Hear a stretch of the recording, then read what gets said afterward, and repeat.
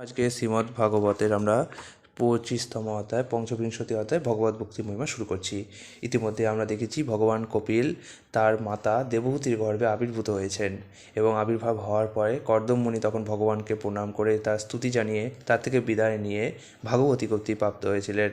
এবার আমরা দেখব যে কর্দম মুনি তার মাতা দেবহূতিকে সেই মহান জ্ঞান সাংখ্য দর্শন দেবেন, যে সাংখ্য দর্শনের প্রভাবে আমাদের সকাম কর্মের বন্ধন ছিন্ন হয়। চলুন শুরু করছি ভগবত ভক্তির মহিমা। শ্রী শৌনক বললেন, পরমেশ্বর ভগবান জন্মরহিত হওয়া সত্ত্বেও তার অন্তরঙ্গা শক্তির দ্বারা কপিল মুনিরূপে জন্মগ্রহণ করেছিলেন। সমগ্র মানব জাতির কল্যাণার্থে দিব্য জ্ঞান প্রদান করার জন্য তিনি অবতরণ করেছিলেন। শৌনক বলতে লাগলেন, এমন কেউ নেই যিনি ভগবানের থেকে বেশি জানেন, তার থেকে অধিক পূজনীয় অথবা তার থেকে উত্তম যোগী কেউ নেই। তাই তিনিই হচ্ছেন বেদের প্রভু এবং সর্বদা তার সম্বন্ধে শ্রবণ করার ফলেই ইন্দ্রিয়ের প্রকৃত তৃপ্তি সাধন হয়। তাই কৃপা করে স্বচ্ছন্দ আত্মা পরমেশ্বর ভগবানের সমস্ত কার্যকলাপ এবং লীলাসমূহ স্পষ্টভাবে বর্ণনা করুন, যিনি তার অন্তরঙ্গা শক্তির দ্বারা এই সমস্ত কার্যকলাপ সম্পাদন করেন। শ্রী সুত গোস্বামী তখন বললেন, পরম শক্তিমান ঋষি মৈত্রেয় ছিলেন ব্যাসদেবের সখা। দিব্য জ্ঞান সম্বন্ধে বিদুরের প্রশ্নে অনুপ্রাণিত এবং প্রসন্ন হয়ে মৈত্রেয় এইভাবে বলেছিলেন। মৈত্রেয় বললেন, কর্দম যখন বনে প্রস্থান করেছিলেন তখন ভগবান কপিল তার মাতা দেবহূতির প্রসন্নতা বিধানের জন্য বিন্দু সরোবরের তীরে অবস্থান করেছিলেন। পরম তত্ত্বের চরম লক্ষ্যের মার্গ প্রদর্শক কপিলদেব যখন কর্মে নিরত হয়ে অবস্থান করেছিলেন তখন দেবহূতি ব্রহ্মার বাণী স্মরণ করে তাকে এইভাবে প্রশ্ন করেছিলেন। দেবহূতি বললেন, হে প্রভু, আমি আমার অসৎ ইন্দ্রিয়ের বিষয় অভিলাষ থেকে অত্যন্ত শান্ত হয়েছি। সেই অভিলাষ পূর্ণ করতে করতে আমি তমসাবৃত সংসার কূপে পতিত হয়েছি। হে ভগবান, অজ্ঞানের অন্ধকার থেকে মুক্ত হওয়ার জন্য আপনিই আমার একমাত্র উপায়, কেননা আপনি হচ্ছেন আমার দিব্য নেত্র, যা আপনার কৃপার প্রভাবেই কেবল বহু জন্ম জন্মান্তরের পর আমি লাভ করেছি। আপনি পরমেশ্বর ভগবান, আপনি সমস্ত জীবের আদি এবং অধীশ্বর। সমগ্র বিশ্বের অজ্ঞান অন্ধকার দূর করার জন্য আপনি সূর্যের মতো উদিত হয়েছেন। হে প্রভু, আপনি আমার প্রতি প্রসন্ন হয়ে আমার মহামোহ দূর করুন। আমার অহংকারের ফলে আমি আপনার মায়ার দ্বারা বদ্ধ হয়েছি এবং আমার দেহকে আমি এবং দেহের সঙ্গে সম্পর্কিত বস্তুসমূহকে আমার বলে মনে করছি। আমি আপনার সেই পাদপদ্মে শরণ গ্রহণ করেছি, কেননা আপনিই একমাত্র শরণ্য। আপনিই সেই কুঠার যার দ্বারা সংসার বৃক্ষ ছেদন করা যায়। আমি তাই আপনাকে আমার প্রণতি নিবেদন করছি, কেননা আপনি সমস্ত তত্ত্বজ্ঞানী পুরুষদের মধ্যে সর্বশ্রেষ্ঠ। আমি আপনার কাছে পুরুষ ও প্রকৃতি এবং আত্মা ও জড়ের মধ্যে যে সম্পর্ক, সেই সম্বন্ধে জানতে চাই। মৈত্রেয় তখন বললেন, তার মায়ের আধ্যাত্ম উপলব্ধির নিষ্কলুষ বাসনা শোভন করে ভগবান তাকে সেই প্রশ্ন করার জন্য অন্তরে ধন্যবাদ জ্ঞাপন করলেন এবং ঈষৎ হাস্য সহকারে আধ্যাত্মবাদীদের মার্গ সম্বন্ধে ব্যাখ্যা করেছিলেন। পরমেশ্বর ভগবান উত্তর দিলেন, যে যোগ পদ্ধতি ভগবান এবং জীবের সম্পর্ক নির্ধারিত করে, যা জীবের চরম মঙ্গল সাধন করে এবং যা জড়জাগতিক সমস্ত দুঃখ এবং সুখের নিবৃত্তি সাধন করে, সেটিই হচ্ছে সর্বশ্রেষ্ঠ যোগের পন্থা। হে পরম পবিত্র মাতা, আমি পুরাকালে মহান ঋষিদের কাছে যে যোগ পদ্ধতি বিশ্লেষণ করেছিলাম, সেই প্রাচীন যোগের পন্থা আমি এখন আপনার কাছে বলবো। এটি সর্বতোভাবে উপযোগী এবং ব্যবহারিক। যেই অবস্থায় জীবের চেতনা প্রকৃতির 3টি গুণের দ্বারা আকৃষ্ট হয় তাকে বলা হয় বদ্ধ জীবন, কিন্তু সেই চেতনা যখন পরমেশ্বর ভগবানের প্রতি আসক্ত হয় তখন তিনি মুক্ত। মানুষ যখন আমি এবং আমার এই ভ্রান্ত পরিচিতি প্রসূত কাম, লোভ ইত্যাদি কলুষ থেকে সম্পূর্ণরূপে নির্মল হন, তখন তার মন শুদ্ধ হয়। সেই শুদ্ধ অবস্থায় তিনি তথাকথিত জড় সুখ এবং দুঃখের অতীত হন। তখন জীবাত্মা অনুসদৃশ হলেও নিজেকে জড়া প্রকৃতির অতীত জ্যোতির্ময় অখণ্ডিত রূপে দর্শন করতে পারে। আত্ম উপলব্ধির সেই অবস্থায় মানুষ ভক্তিযুক্ত জ্ঞান এবং বৈরাগ্যের দ্বারা সব কিছু যথাযথভাবে দর্শন করেন। তখন তিনি জড় বিষয়ের প্রতি উদাসীন হন এবং তার উপর জড়া প্রকৃতির প্রভাব ক্ষীণবল হয়। পরমেশ্বর ভগবানের প্রতি ভক্তিযুক্ত না হলে কোনো প্রকার যোগী আত্ম উপলব্ধিতে সিদ্ধি লাভ করতে পারেন না, কেননা সেইটি হচ্ছে একমাত্র মঙ্গলজনক পন্থা। প্রতিটি তত্ত্বজ্ঞানী ব্যক্তি ভালোভাবে জানেন যে জড় আসক্তি আত্মার সবচাইতে বড় বন্ধন, কিন্তু সেই আসক্তি যখন স্বরূপ সিদ্ধ ভক্তদের প্রতি প্রয়োগ করা হয় তখন তার কাছে মুক্তির দ্বার উন্মুক্ত হয়ে যায়।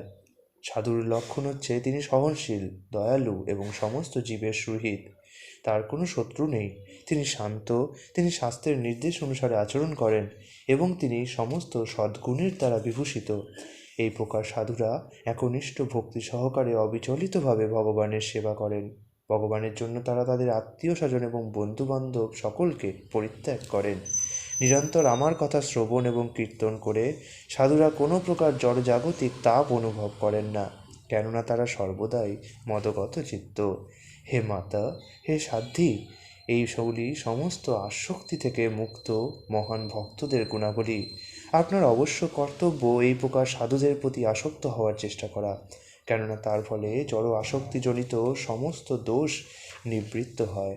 শুদ্ধ ভক্তদের সঙ্গে পরমেশ্বর ভগবানের লীলাবিলাস এবং কার্যকলাপের আলোচনা হৃদয় ও কর্ণের প্রীতি সম্পাদন করে এবং সন্তুষ্টি বিধান করে। এই প্রকার জ্ঞানের আলোচনার ফলে ধীরে ধীরে মুক্তির পথে অগ্রসর হওয়া যায়। এইভাবে মুক্ত হওয়ার পর যথাক্রমে প্রথমে শ্রদ্ধা এবং পরে রতি ও অবশেষে প্রেম ভক্তির উদয় হয়। এইভাবে ভগবত ভক্তিতে ভক্ত সঙ্গে যুক্ত হয়ে নিরন্তর ভগবানের কার্যকলাপ সম্বন্ধে চিন্তা করার ফলে ইহলোকে এবং পরলোকে ইন্দ্রিয় সুখভোগের প্রতি বিরক্তির উদয় হয়। এই কৃষ্ণভক্তির পন্থা হচ্ছে সবচাইতে সহজ সরল যোগ অনুশীলনের পন্থা। কেউ যখন ভগবত ভক্তিতে যথাযথভাবে যুক্ত হন, তিনি তখন তার মনকে সংযত করতে সক্ষম হন। এইভাবে প্রকৃতির গুণের সেবায় যুক্ত না হয়ে কৃষ্ণ ভাবনামৃত বিকশিত করে বৈরাগ্যযুক্ত জ্ঞান লাভ করে এবং পরমেশ্বর ভগবানের সেবায় মনকে একাগ্র করে যোগ অনুশীলনের দ্বারা সে এই জীবনেই আমার সঙ্গ লাভ করে, কেননা আমি হচ্ছি পরম তত্ত্ব পরমেশ্বর ভগবান। ভগবানের এই বাণী শুনে দেবহূতি জিজ্ঞাসা করলেন, আমি কী প্রকার ভক্তি বিকাশ করব এবং অভ্যাস করব, যার ফলে আমি অনায়াসেই এবং শীঘ্রই আপনার শ্রীপাদপদ্মের সেবাপ্রাপ্ত হতে পারি? আপনি বিশ্লেষণ করেছেন যে যোগের লক্ষ্য হচ্ছে পরমেশ্বর ভগবান এবং তার উদ্দেশ্য হচ্ছে সম্পূর্ণরূপে জড়জাগতিক অস্তিত্বের নিবৃত্তি সাধন করা। দয়া করে আপনি বলুন, সেই যোগ কী প্রকার এবং কতভাবে সেই অলৌকিক যোগকে বোঝা যায়? হে আমার প্রিয় পুত্র কপিল, আমি একজন স্ত্রীলোক। আমার পক্ষে পরম তত্ত্ব হৃদয়ঙ্গম করা অত্যন্ত কঠিন, কেননা আমার বুদ্ধি অল্প। কিন্তু আপনি যদি দয়া করে বিশ্লেষণ করেন, তাহলে মন্দবুদ্ধি হওয়া সত্ত্বেও আমি তা বুঝতে পারবো এবং তার ফলে দিব্য সুখ অনুভব করতে পারবো।